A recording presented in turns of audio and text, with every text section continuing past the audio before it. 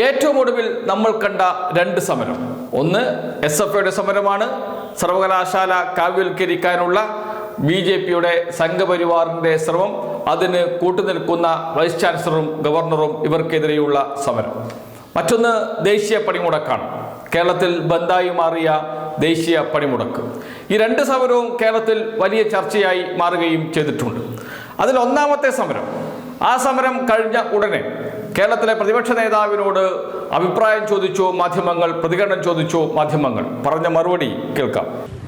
ഇന്നലെ സമരം എന്ന പേരിൽ സംസ്ഥാനത്തെ യൂണിവേഴ്സിറ്റികളിൽ SFI നടത്തിയത് ഗുണ്ടായിസം. ആ ഗുണ്ടായിസത്തിന് സർക്കാരും പോലീസും എന്തിനു വേണ്ടി ആർക്കെതിരായിട്ടാണ് ഇന്നലെ സമരം നടത്തിയത്?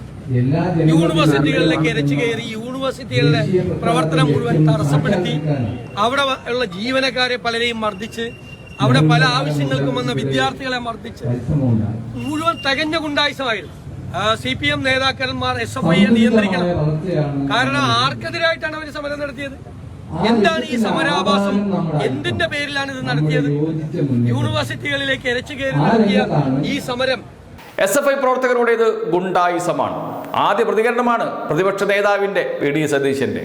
SFI നടത്തുന്ന സമരം ഗുണ്ടായിസമാണ് എന്ന്. എന്തിനാണ് SFI സമരം ചെയ്യുന്നത്? ആർക്കെതിരെയാണ് സമരം ചെയ്യുന്നത്? സംഘപരിവാറിനെതിരെ. സംഘപരിവാറിന്റെ സർവകലാശാലകളിലെ ഇടപെടലിനെതിരെയാണ് സമരം. ആ സമരത്തെ ഗുണ്ടായിസം എന്നാണ് പ്രതിപക്ഷ നേതാവ് VD സതീശൻ വിശേഷിപ്പിക്കുന്നത്. സമരം നടത്തേണ്ട കാര്യമില്ല എന്നാണോ? എന്തുകൊണ്ടാണ് സർവകലാശാലയിൽ ഗവർണറെ ഉപയോഗപ്പെടുത്തിക്കൊണ്ട് സംഘപരിവാർ നടത്തുന്ന നീക്കങ്ങൾക്കെതിരെ KSU സമരം ചെയ്യാത്തത്? എന്തുകൊണ്ടാണ് യൂത്ത് കോൺഗ്രസ് നേതാക്കൾ അതേക്കുറിച്ച് ഒരക്ഷരം പറയാത്തത്? ചോദിച്ചാൽ അപ്പുറവുമില്ല ഇപ്പുറവുമില്ല എന്ന് പറഞ്ഞ് ഒളിക്കുകയാണ് ചെയ്യുന്നത് പ്രതിപക്ഷ നേതാക്കൾ. കയ്യാലപ്പുറത്ത് തേങ്ങ പോലെ രണ്ടിനെയും ഞങ്ങൾ എതിർക്കുന്നു. സർക്കാരും ഗവർണറും ചേർന്ന് സർവകലാശാലയെ തകർക്കുകയാണ്. ഇതാണ് കോൺഗ്രസ് നേതാക്കളുടെ പൊതുവായ അഭിപ്രായം. പക്ഷേ പ്രശ്നങ്ങൾക്ക് കാരണമായത് എന്ത്, അതിൽ കാരണക്കാർ ആര് എന്നതിനെക്കുറിച്ചുള്ള കൃത്യമായ അന്വേഷണം, അതിനെതിരെയുള്ള സമരം അത് നടത്തുന്നില്ല പ്രതിപക്ഷം. എന്ന് വെച്ചാൽ BJPയുടെ താളത്തിന് തുള്ളുകയാണോ പ്രതിപക്ഷം, കേരളത്തിലെ UDF എന്ന ചോദ്യമാണ് ഇവിടെ ഉയർന്നത്. യൂത്ത് കോൺഗ്രസും KSUവും പോട്ടെ, മുസ്ലിം യൂത്ത് ലീഗ് MSF, മുസ്ലിം ലീഗിന്റെ വിദ്യാർത്ഥി സംഘടനയായ MSF ഇത് സംബന്ധിച്ച് ഒരഭിപ്രായവും പറയുന്നില്ല.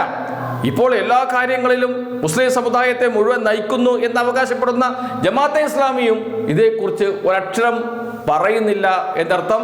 എന്ന് വെച്ചാൽ SFI നടത്തുന്ന സമരത്തോട് യോജിപ്പില്ല എന്ന് വെച്ചാൽ സംഘപരിവാർ BJP സർവകലാശാലകളെ പിടിക്കാൻ, വിദ്യാഭ്യാസത്തെ കാവ്യവൽക്കരിക്കാൻ ശ്രമിക്കുന്ന നീക്കങ്ങൾക്ക് എതിരെ ഒരക്ഷരം മിണ്ടുന്നില്ല. ഒന്നേ പറയാനുള്ളൂ, അതിനെ അനുകൂലിക്കുന്നു എന്നർത്ഥം. ഇനിയിപ്പോൾ മറ്റൊരു സമരമെടുക്കാം. അതും ദേശീയ BJP സർക്കാരിനെതിരെയുള്ള സമരമാണ്. ദേശീയ തലത്തിലാണ് സമരം നടക്കുന്നത്. INTUC അടക്കമുള്ള സംഘടനകൾ ദേശീയ തലത്തിൽ ഒന്നിച്ചു നിൽക്കുന്നു. കേരളത്തിലേക്ക് വരുമ്പോൾ CITയുമായി ചേർന്ന് സമരം ചെയ്യരുത് എന്ന് പറയുന്നു ആര്? പ്രതിപക്ഷ നേതാവ് VD സതീശനും കോൺഗ്രസ് UDF നേതാക്കളും. അങ്ങനെ ദേശീയ തലത്തിൽ ഒന്നിച്ചു നിന്ന് സമരം ചെയ്യുന്ന കേന്ദ്ര ട്രേഡ് യൂണിയനുകൾ കേരളത്തിൽ രണ്ട് തട്ടിലാകുന്നു. പോകട്ടെ, രണ്ട് തട്ടിലാണെങ്കിലും സമരം ചെയ്യുന്നുണ്ടല്ലോ, അത്രയെങ്കിലും ആശ്വസിക്കാം. എന്നാൽ കോൺഗ്രസിന്റെ സർവീസ് സംഘടന, NGO അസോസിയേഷൻ, സെക്രട്ടേറിയറ്റിലെ സംഘടനകൾ ഇവരെല്ലാവരും സമരത്തെ തള്ളിപ്പറയുന്നു, സമരത്തോടൊപ്പം നിൽക്കുന്നില്ല. എന്ന് വെച്ചാൽ BJPയുടെ നയങ്ങൾക്കെതിരെ ദേശീയ തലത്തിൽ നടക്കുന്ന ഒരു സമരത്തോട് ഒപ്പം ചേരാൻ കോൺഗ്രസിന്റെ സർവീസ് സംഘടനകൾ തയ്യാറല്ല എന്നർത്ഥം. വളരെ സിമ്പിളാണ് കാര്യം. അവിടെയും അവർ BJPയെ സഹായിക്കുന്നു.